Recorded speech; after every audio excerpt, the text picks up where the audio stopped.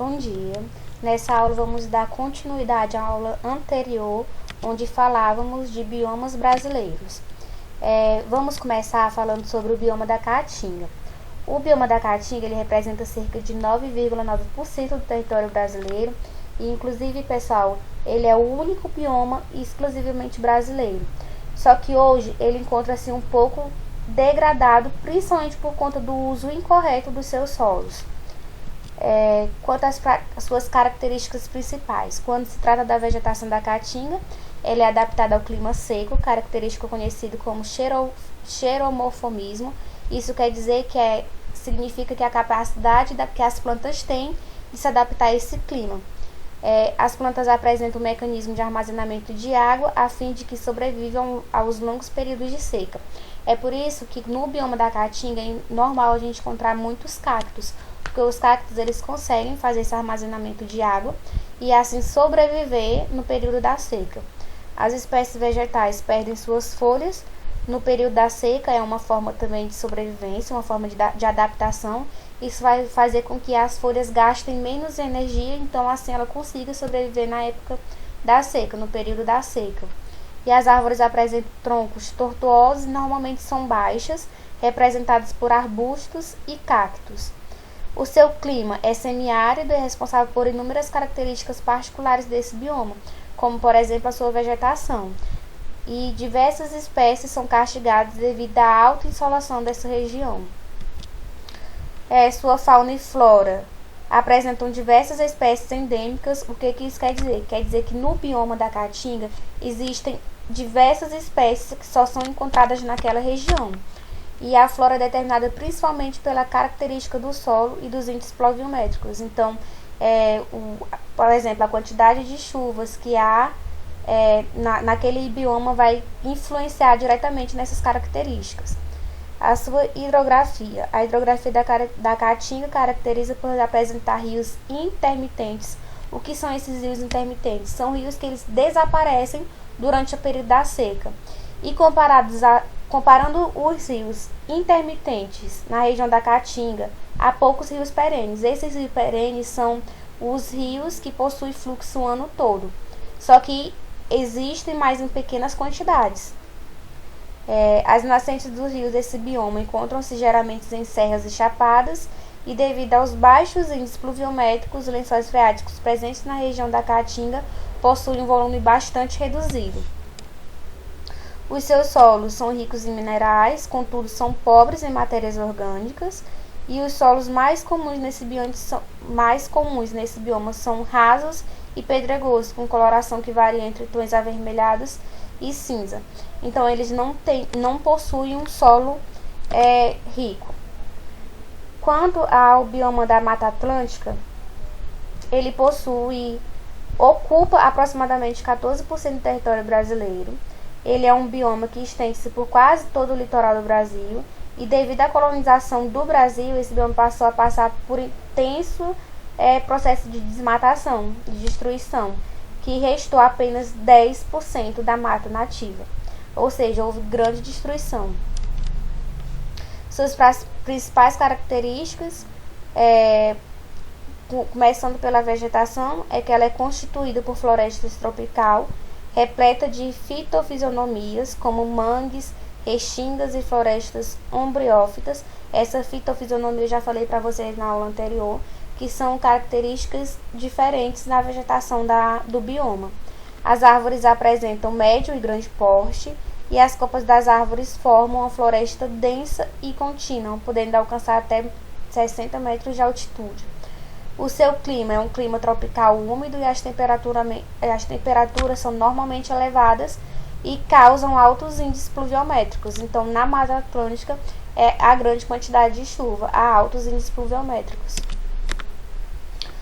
Quanto à sua fauna, é representado por espécies como tucanos, onças pintadas, bicho preguiça, entre outros.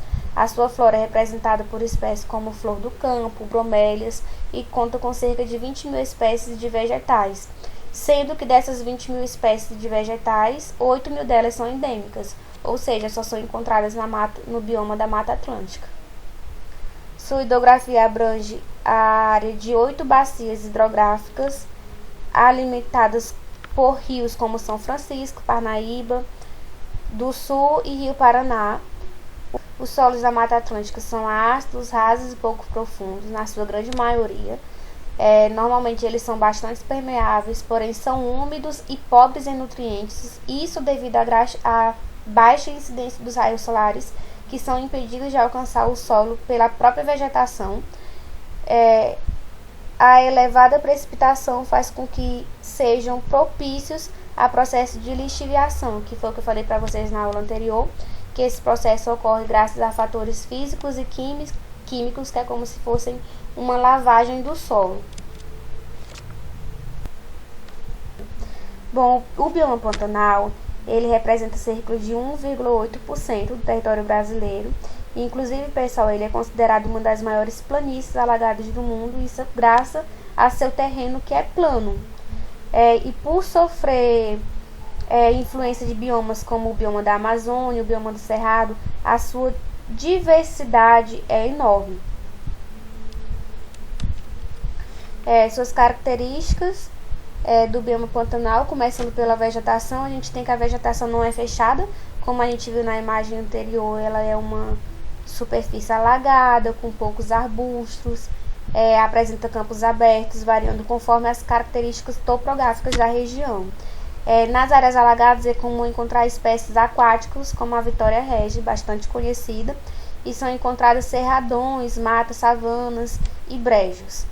O clima predominante no Pantanal é o tropical, com características de continentalidade quente e úmido, e há períodos de seca e de chuva.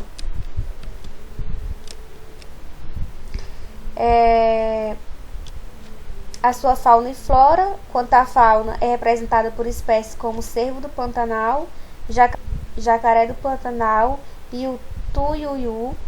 A flora do Pantanal é representada pela Vitória regia, orquídea, dentre outras, e são encontradas aproximadamente 2 espécies de plantas, normalmente provenientes de outros biomas, que foi sobre a influência que eu falei que ele sofre de outros biomas, como o bioma da Amazônia e do Cerrado. A sua hidrografia, a bacia hidrográfica que abrange a região do Pantanal é a bacia do Rio Paraguai, e os principais rios que alimentam a região são o Rio Paraguai e o Rio Cuiabá. Nos períodos de cheias, esse solo ele costuma ficar alagado por conta da grande quantidade de água que ele obtém. E o solo é constituído por deposição de fragmentos rochosos vindos de áreas a maior altitude, são impermeáveis e apresentam baixa fertilidade. Isso por conta do seu alagamento. O bioma Pampa. Ele ocupa cerca de 2,1% do território brasileiro e é também conhecido como Campos Sulinos e é encontrado apenas no estado do Rio Grande do Sul. Suas principais características, começando pela vegetação, temos que é constituído por gramíneas, em sua maioria, e apresenta vegetação campestre uniforme. Apresenta 2 tipos de fitofisionomias, que eu lembro para vocês que é a diferença dos vegetais que a gente pode encontrar nos biomas, que são os campos limpos, composto pelos arbustos, e os campos sujos, sem presença de arbustos. Representado por um tapete herbáceo que alcança cerca de até 50 centímetros de altura. O seu clima é temperado e com características de subtropical frio. A medida anual de temperatura é de 17 graus Celsius e apresenta as 4 estações bem definidas. É representado por espécies como veado campeiro, preá, ema, dentre outras espécies. O bioma conta com cerca de 100 espécies de mamíferos e aproximadamente 500 espécies de aves. A flora é representada por espécies como babosa do campo, grama-tapete, dentre outras, e o bioma apresenta cerca de 3.000 espécies de vegetais. A sua hidrografia é que o bioma Pampa abrange uma área de 2 bacias hidrográficas, que é a bacia costeira do Sul e a bacia do Rio Grande da Prata, e apresenta elevado potencial hidrelétrico e possui rios bastante navegáveis.